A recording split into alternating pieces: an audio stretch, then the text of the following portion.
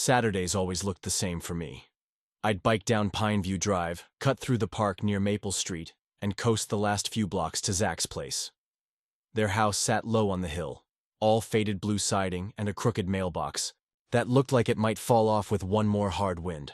I never rang the doorbell. Zach's mom didn't like it, said it scared the dog, so I'd just lean my bike against the porch rail and let myself into the backyard, where we usually played video games, swam, or just talked about nothing. But Mr. Caldwell, Zach's dad, was always around. Not in the way that made you feel watched. Just present. Sometimes in the garden, pulling weeds with methodical patience, or under the hood of his old truck, sleeves rolled up and hands deep in grease. He didn't talk much, but when he did, his voice was low and slow, like it had been filtered through a memory. That Saturday, my bike chain snapped as I hit the curb. I nearly ate the sidewalk. "Damn it," I muttered, kicking at the pedal. "You okay?" a voice asked behind me. I turned. Mr. Caldwell stood at the top of the driveway, wiping his hands on a shop rag. His dark t-shirt was speckled with sawdust, and sweat had gathered near his collar. "Yeah," I said, embarrassed. "Just the chain." "Bring it into the garage," he said. "I'll take a look." The garage was open, warm with the scent of oil and cedar. Tools hung neatly on pegboards. The light through the dusty window gave the space a soft gold hue. I wheeled my bike in, trying not to stare at how easily he moved, how sure his hands looked. "Lift it up," he said, pointing to a metal stand near the workbench. I did, and he crouched beside me, inspecting the gears. "You ride this a lot?" "Almost every day." He nodded. "Figures. Looks like you wore this thing out." I chuckled nervously. "Guess I should have noticed." "Most people don't," he said, "until something stops working."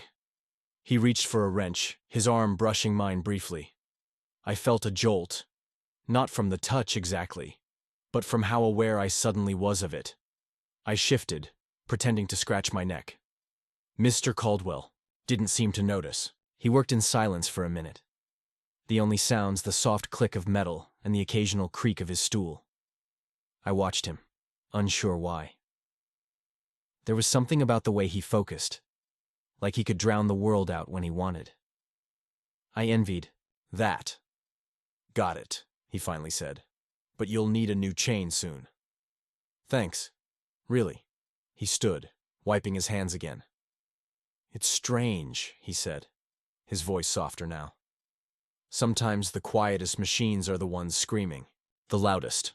I blinked. "What do you mean?" He glanced at me, then shrugged. "Just something I think about. You ride every day but never notice the chains wearing out.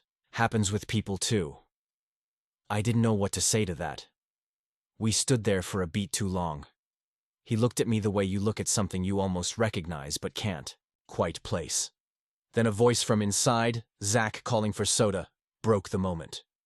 Mr. Caldwell nodded once and stepped back. "Take it easy on that chain." I mumbled something like, "Yeah," and rolled my bike out into the sunlight. As I pedaled toward the backyard, I glanced over my shoulder. He was still standing there in the garage doorway, arms crossed, eyes fixed on something I couldn't see. I told myself I was imagining things, but the way my chest felt, tight, uncertain, said otherwise. Zach wasn't home. I stood awkwardly on their porch, hand still raised from knocking, when Mr. Caldwell opened the door instead. He blinked once like he hadn't expected me either. "He just ran out to grab something," he said, stepping aside. "Should be back soon." "I can come back later," I offered. Mr. Caldwell shook his head. "No need. You can wait if you want." I hesitated, but followed him in. The house was quieter, without Zach's music or chatter. I could hear the low hum of a fan in the kitchen and the soft creak of the floorboards under our feet. "You working on something today?" I asked, trying to fill the silence. He nodded once. "Just rearranging the garage." I didn't ask why. The man seemed to always have something in need of fixing or organizing. It was like he didn't know how to sit still. Or maybe he just didn't like stillness. "I can help," I said before I could second-guess it. He gave me a look. Not surprised, just quiet, then gestured for me to follow. The garage smelled like motor oil and sawdust again, but not in a bad way. It was the kind of smell that wrapped around you. Familiar, grounding. The sun streamed in through the open window, striping the concrete floor in gold. He handed me a plastic bin of socket wrenches. These need sorting. I sat cross-legged beside the workbench while he shifted heavy drawers. We didn't talk much. The silence between us didn't feel empty, just suspended. At some point, we both reached for the same tool. His hand grazed mine. Neither of us moved. His fingers were rough, warm. I felt my breath catch before I could hide it, but when I looked up, he was already looking at me. His eyes held mine for half a second too long, then he pulled away. "Sorry," I muttered, pretending to focus on the bin again.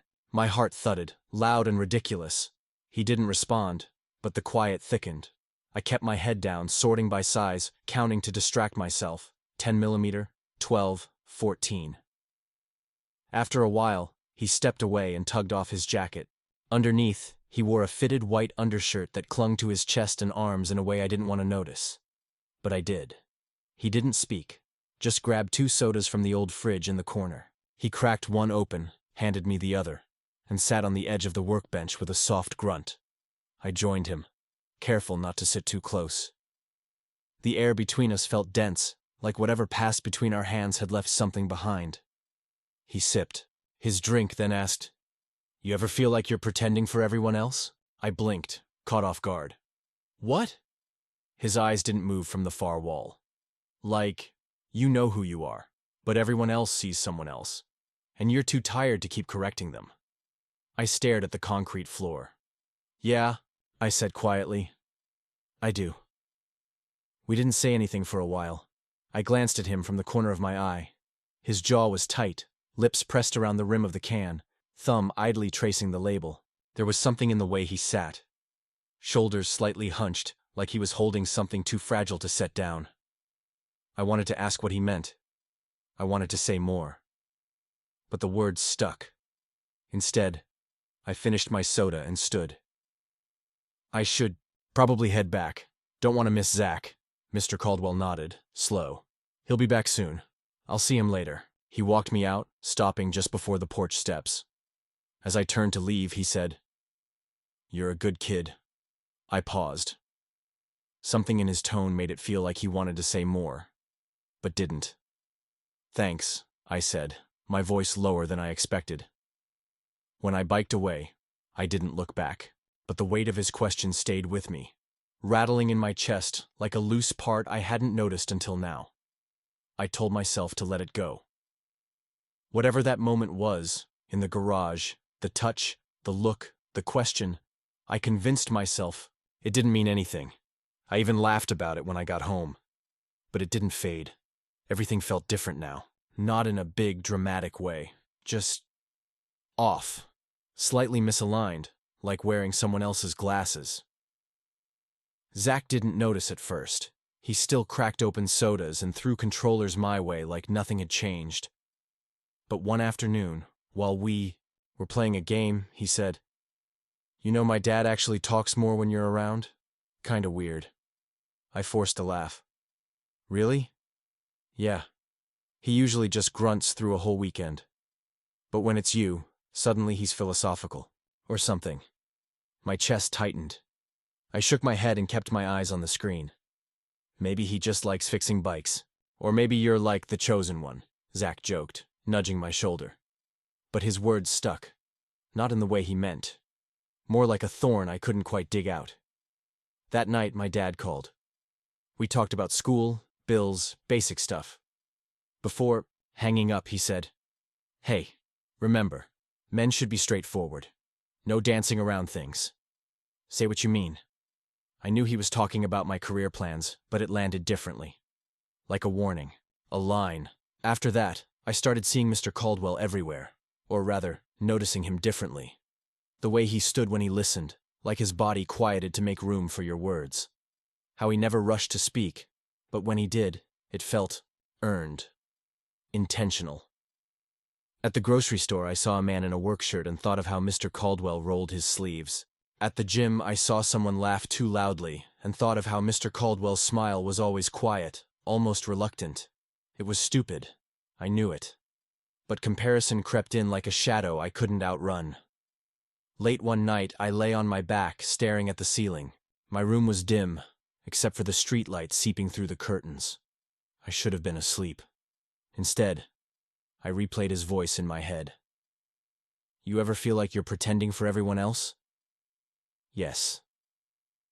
I didn't say it then, but I wished I had. I wished I could have said more. The next time I came over, Zach was busy helping his mom run errands. Dad's home, though, he said, tossing me the house key.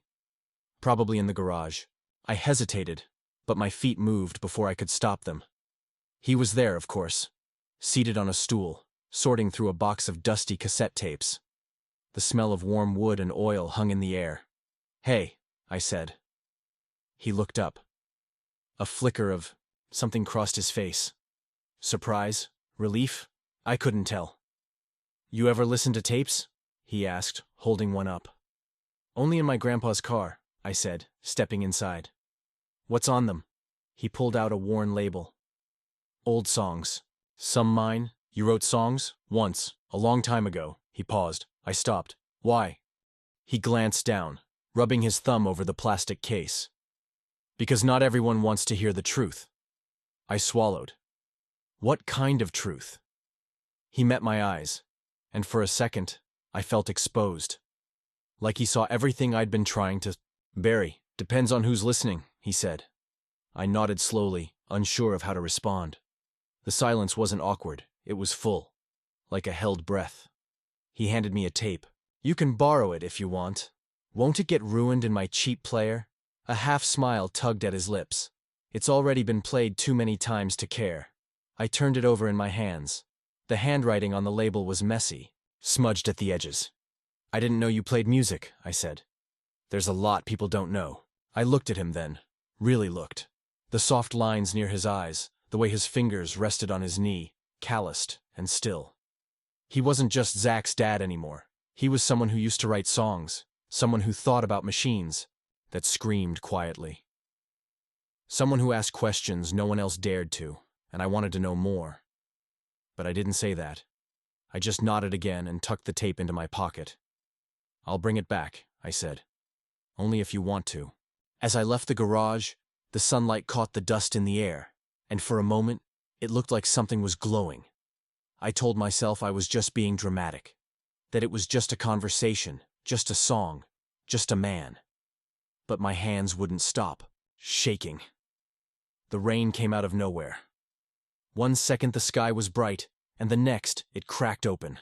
Thunder rolled low like a warning. I pedaled harder, cutting through thick air as the first drops hit. Warm at first, then cold and fast, soaking. Straight through my t-shirt. The roads turned slick, my tires slid at corners, and by the time I reached Zach's street, I was drenched to the bone. His driveway was empty. I knocked anyway, more out of hope than reason. Nothing. No car, no music blaring from his window. Then, the door creaked open. Mr. Caldwell stood there barefoot, a book in one hand, his reading glasses halfway down his nose. He looked at me like I'd been swept in from the ocean. You're soaked, he said plainly. Yeah, I managed through, chattering teeth. Thought I could beat the rain, he stepped aside. Get in before you drown. I followed him in, water pooling around my shoes on the hardwood floor. He disappeared into the hallway and came back with a towel. Dry off, he said. I'll find you something to change into. I stood there dripping while he disappeared. Again. The house smelled like cinnamon tea and cedar, warm in a way that made my skin sting with cold. He returned holding clothes. These might be big, but they're dry. I nodded. Thanks. Bathroom's down the hall, he added, then paused. Or you can change here. I glanced around, unsure. He caught himself. Never mind. Hallway's better. I walked, down the hall, peeling off my wet shirt as I went. I wrapped the towel around my neck, water still running down my spine. When I stepped out of the bathroom, shirtless and half-dressed, he was standing at the end of the hall. We froze. My breath hitched. His gaze held mine. He didn't look away. The hallway felt narrow, air thick like fog. His eyes dropped briefly, to my chest, then back to my face. I saw something flicker. Not shock, not guilt, just recognition. I slipped the dry shirt over my head. Still, neither of us moved. Then he blinked. "Come to the kitchen," he said softly. "I'll make tea." We sat across from each other at the small table by the window, both holding warm mugs. My hair dripped onto the collar of the borrowed shirt. He passed me a napkin without a word. The storm outside deepened. Sheets of rain hammering the glass. Thunder distant but steady. "She always knew," he said suddenly. I looked up. "Who?" "My ex-wife." He leaned back, eyes focused on the steam rising from his cup. "She knew something wasn't right between us. We didn't fight. We just didn't fit." I stayed quiet. "She once said it felt like I was living, 2 inches away from myself. Like I was always watching my life happen instead of being in it." His voice wasn't bitter. Just tired. Honest. I didn't know what to say. I just watched the rain trace lines down the window, the sound like static, filling the spaces between our words. He looked at me. "Do you ever feel like that?" I nodded before I could stop myself. "Yeah. Like you're wearing your own skin wrong." He smiled faintly, something sad and knowing. "Exactly." We sat like that for a while. No music, no clocks ticking, just us, rain, and the soft clink of our spoons against ceramic. I didn't ask what happened after the divorce. He didn't ask what I was doing there in the rain. Eventually, I stood. "I should go before it gets worse." He nodded.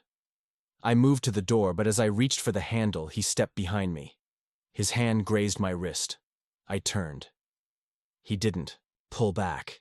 His fingers curled gently around mine, just for a second, just long enough. Then he let go. "Drive safe," he whispered. I almost smiled. Almost. "I'm on a bike," I said quietly. He nodded, as if he knew, as if he'd meant something else.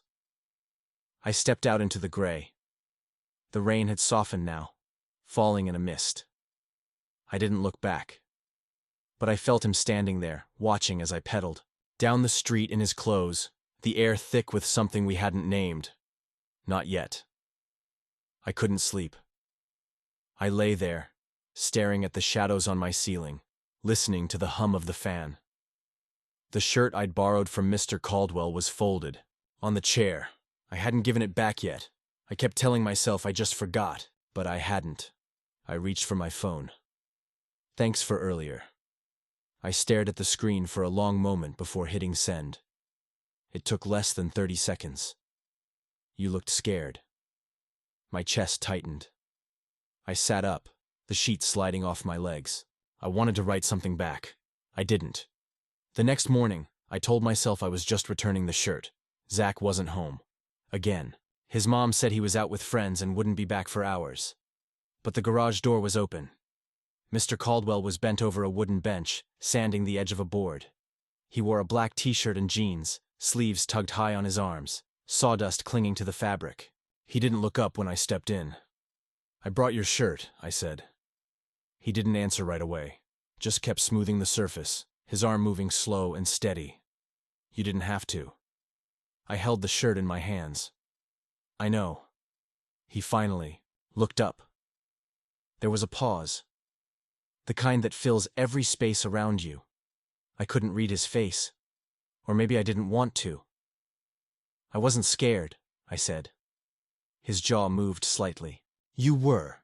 I stepped closer. "So were you." He set the sandpaper down, wiped his hands on a rag, then leaned back against the bench. The air between us felt charged again, like static before lightning. "I'm not trying to mess you up," he said quietly. "This isn't a game for me." "I know," I said. He searched my face. "I just think you already know what you want. You're just waiting for someone else to say it first." My throat tightened. I didn't speak. I couldn't. He took a slow breath. "It's okay. You don't have to say anything." But I didn't want to leave it like that. Not this time. I took one step forward, then another. His eyes didn't move, and then I kissed him, quick, scared, my heart pounding so loud I could barely feel anything else. My hand brushed his chest, then his neck. He didn't pull away. He didn't push forward either. He just let it happen, like he'd been holding his breath for weeks. When I stepped back, I didn't know where to look. My pulse thundered in my ears. He touched my cheek with the back of his fingers. Gentle. Careful. "We can't pretend we didn't feel that," he murmured. I closed my eyes. The world felt quieter after that. No thunder, no footsteps, no cars outside. Just our breathing. The dust in the sunbeam between us. The faint scrape of the sandpaper still resting on the bench. I opened my eyes and looked at him. Really looked. The lines around his mouth. The way his lips parted slightly, as if they'd forgotten how to rest. His eyes weren't wide or alarmed, just tired. And open. I wanted to ask him what came next, if we had ruined something or just started it. But he spoke first. "You okay?" I nodded. "I shouldn't be." He cut himself off. "But I'm not sorry. Me neither." We stood there like that for another moment. Both of us still, but something between us shifting, like the floor had moved, and neither of us had quite caught our balance. Then he stepped back. "You should probably go," he said, softer now. "Before Zach gets home." "Yeah," I said. But I didn't move. He walked me to the garage door, just like before. But this time, when I stepped out, I looked back. He was watching. Not with worry. Not with guilt, just something quiet and real. Like recognition. I walked down the driveway slowly, the sun warm on my back, my lips still tingling from the kiss. I didn't know what any of it meant yet, but I knew it wasn't pretend. I stayed. Away, not on purpose at first. I told myself I was busy, that I didn't want to make things weird. But really, I was afraid I'd made it worse by doing exactly what I'd wanted to do. A whole week passed. I didn't see Zach. I didn't pass by the house. I didn't go near the garage. But everything around me suddenly felt too loud. Music, through my headphones, the wind against the windows, even the silence in my room.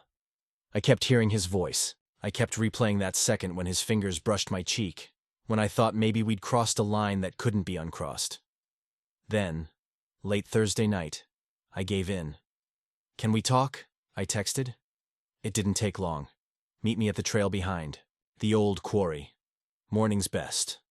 So the next day, just after sunrise, I biked out. The air was crisp, the kind that smells like pine and dew and a little bit like regret. I chained my bike near the signpost and followed the narrow dirt path into the trees. He was already there, leaning against a tree, hands in his jacket pockets. His face was unreadable, maybe a little tired, maybe just thoughtful. "You came," he said. I nodded, stuffing my hands in my hoodie. I didn't know if I should, tilted his head slightly. Neither did I, but I'm glad. We started walking. Slowly.